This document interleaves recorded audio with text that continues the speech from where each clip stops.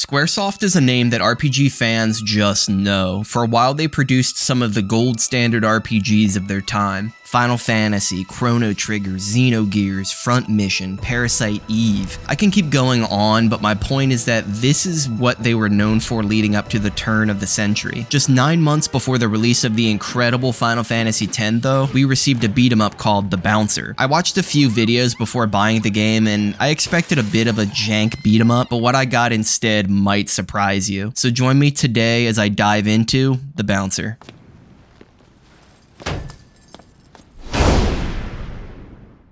The Bouncer.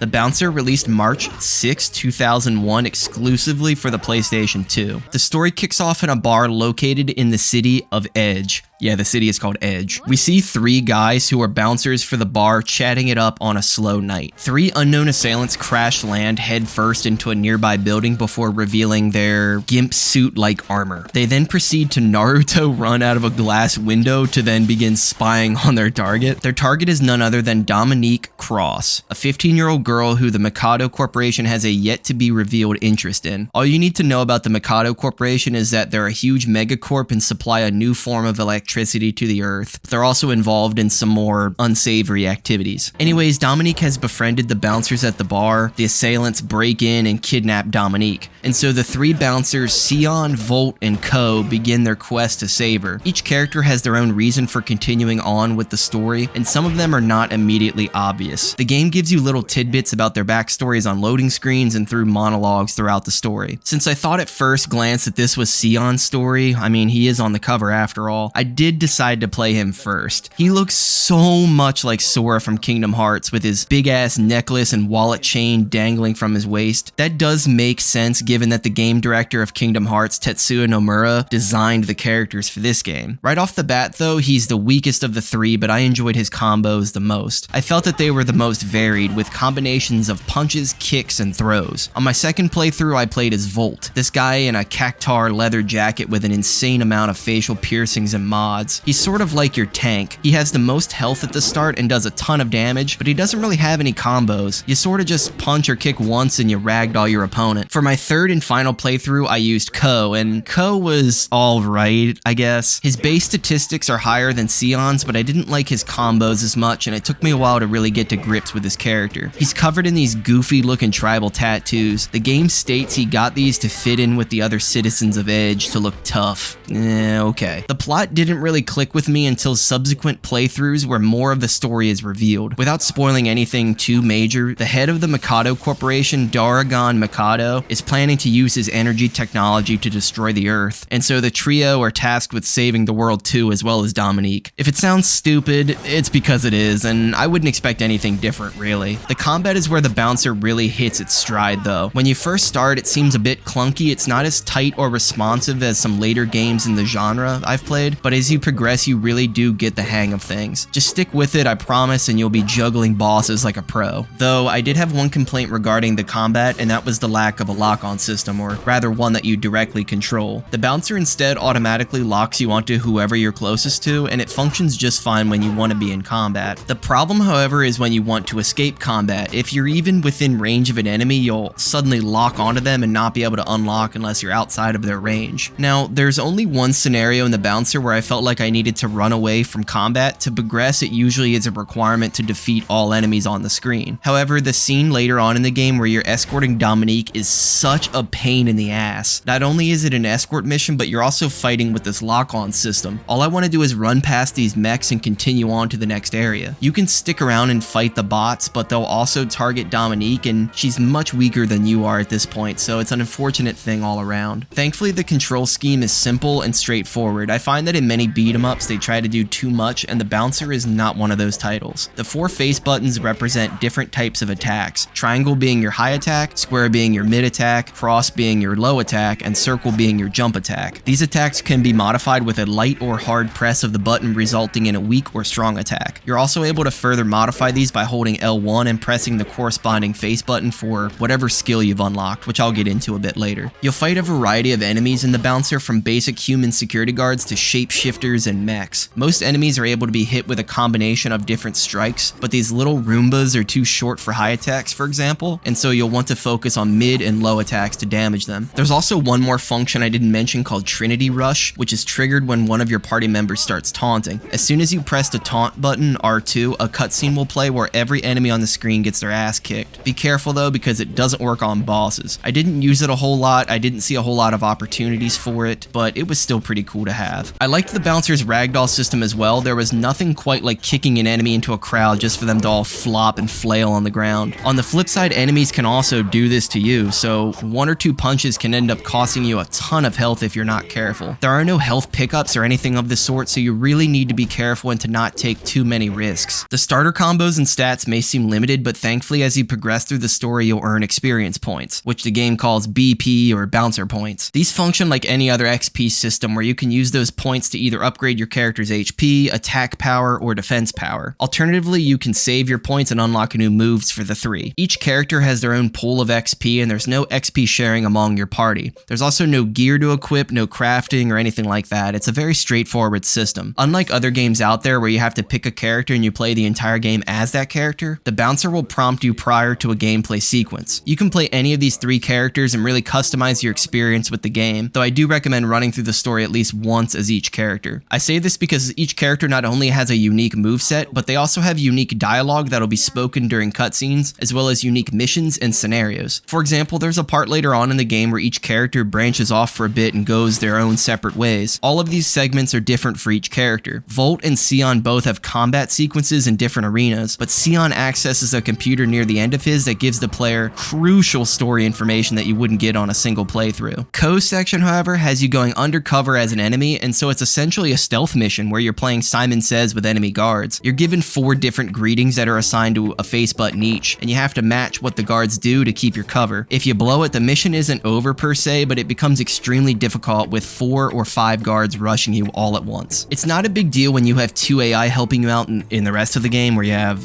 4 or 5 guys rushing you, but during this sequence where you're alone, I would recommend keeping low. Character choice isn't the only thing that influences the game's structure, however, and there's one part in particular I wanted to highlight. There's a section where you're on a train barreling towards a train station and one of the cars is full of fuel. You're tasked with quickly finding a keycard to detach the car from the train so you can more safely enter the station, or at least that's what they tell you. The keycard's location seems to be randomized, at least between my playthroughs it was, and so 2 out of my 3 playthroughs the train blew up into the station. As crazy as it sounds, I thought I had failed the mission at that point, but the trio jumped off the train and continued on. On my 3rd playthrough, however, I did find the keycard and the train ended up blowing anyways, to my surprise. The only difference between the two was that immediately after this, you're no longer rushed through that level. If you fail to find the keycard, these walls will lower, and if you're not fast enough to clear them, you'll have to restart the sequence again. If you found the keycard, congratulations, you can walk through at your own pace. There weren't many occasions of this in the bouncer, and that's a real shame because I think they had something here. It's a really short game too. Each playthrough took me about 2 to 3 hours to complete. And look guys, I never replay games as soon as I beat them. I just find it to be a chore. But the bouncer didn't overstay its welcome. It also helped that the bouncer was a very cinematic game, and only a fraction of my playtime was devoted to gameplay at all. Some might see that as a negative, but there's just something about these PS2 SquareSoft games that make me happy. Their cinematics were top notch for the time, and the bouncer is really no different from the rest. And honestly speaking, I think the game still looks pretty decent today. It's a bit soft coming from a PlayStation 2, yeah, but I think the game for its time looks somewhat stylized, and it has that unique look that hasn't been replicated since. After you've completed the story mode a few times, there are other modes in the bouncer for you to check out. There's a survival mode where you'll be tasked with taking down 10 waves of enemies of increasing difficulty in 1 life. I found this to be a bit of a pain in the ass, mostly because I just didn't have a high enough leveled character for it. See, when you level your character in the story mode, it carries over to the survival mode, and so an S level Sion is going to be better than even an A level Sion. I liked the story mode enough to complete it once for each character, but I don't think it's good enough for as many playthroughs as the game expects from you. Thankfully, you do unlock other characters from the story mode that you're able to play in survival mode, but I couldn't get much further than wave 6 or 7 with these guys, since most of them are C level and, to my knowledge, are not able to be upgraded. There's also a versus mode, which allows you to plug in a PS2 multi-tap and play 4-player competitive modes. This would have been so cool as a kid. I can see myself wasting a lot of time in this as a youngin', but as an adult, there's no depth and none of your wins count towards BP or anything of the like. The bigger issue here for me regarding multiplayer is the fact that the story mode doesn't allow for 2 or 3 player co-op. Can you imagine how fun that would have been with your friends? Each of you plays a character, speccing them out however you'd like, maybe turn on friendly fire so you can kick your friends into a crowd of enemies or something. I feel like it's a real missed opportunity, and I think it would have elevated this game much higher if that was a possibility. I know that there are 2 parts in the game that branch off and everyone goes their separate ways, but I think they could have just cut these out or modified them for co-op playthroughs. This lack of multiplayer hurts the game in an indirect way as well, since the friendly AI is just so unpredictable. Sometimes they'll be absolutely dominating the enemy and it feels like the game is just sort of playing itself. Other times they'll stand around and watch as you get beaten down mercilessly. On the final boss in particular, they just sort of walk back and forth sometimes until I actually lead the boss into them. It's frustrating as hell, and this boss put me in my place more times than I'm willing to admit. I also feel like I need to make a comment regarding the difficulty. The Bouncer can be a very difficult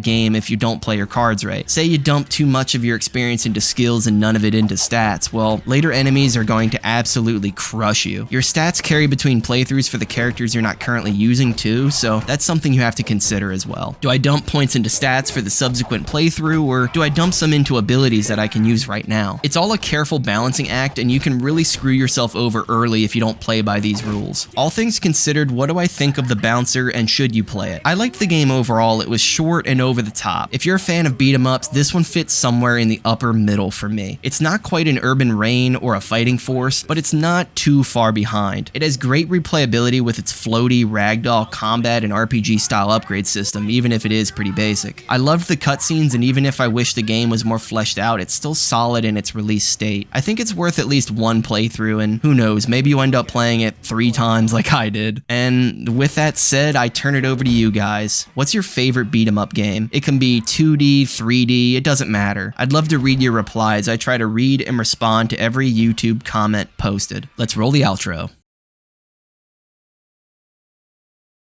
Thank you guys so much for watching. I really do appreciate your support. This week I'm going to recommend my Beautiful Joe and Destroy Humans 2 videos. Beautiful Joe is a 2D side-scrolling beat-em-up with a sick comic aesthetic that I think you'll really like. And Destroy Humans 2 is a fun little sandbox third-person shooter. It's not really similar to the Bouncer at all, but I just thought it was a well-made video and thought I would recommend it. As always, have a good one.